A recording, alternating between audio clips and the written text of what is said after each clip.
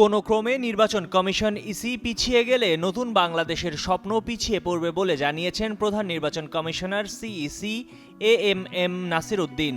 রবিবার রাজধানীর আগারগাঁয়ে নির্বাচন কমিশন ভবনে ভোটার দিবসের আলোচনা সভায় তিনি এসব কথা বলেন। এখন যে কোনো ব্র্যান্ডের পুরাতন এসি বদলে নতুন ওয়ালটন এসিতে উপভোগ করুন 25% ছাড়। প্রধান নির্বাচন কমিশনার বলেন, জাতির প্রত্যাশা অনেক বেড়ে গেছে, তবে সবাই এক বিষয়ে একমত, সেটি হলো গ্রহণযোগ্য নির্বাচন। আর ঐক্যমত কমিশন যদি সব দল থেকে সুষ্ঠু নির্বাচন নিয়ে আচরণবিধি পালনের বিষয়ে লিখিত নেয়, তাহলে ইসির কাজ সহজ হবে।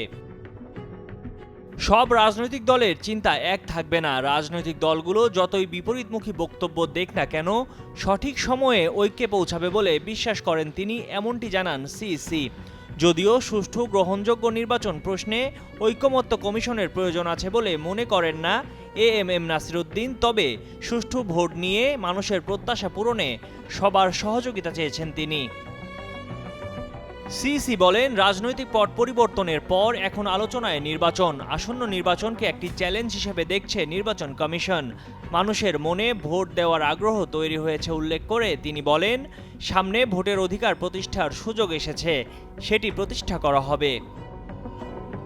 মরা নির্বাচন নিয়ে আর বিলাপ করতে চান না উল্লেখ করে সিইসি বলেন, বিলাপের দিন শেষ, এখন সুষ্ঠু নির্বাচন করতে হবে। ভোট সন্ত্রাস করে আপাতত জেতা যায়, কিন্তু আখেরে নিজের জন্য, দলের জন্য, দেশের জন্য ভালো হয় না। এমন কাজ কেউ করবে না বলেও প্রত্যাশা ব্যক্ত করেন তিনি। বলেন, ইসি সর্বশক্তি দিয়ে কাজ করে যাচ্ছে, এজন্য সবার সহযোগিতা প্রয়োজন। প্রধান নির্বাচন কমিশনার জানান, এখন দেশে মোট ভোটার সংখ্যা 12,37,32,274। মোট নারী ভোটার 6,03,69,666।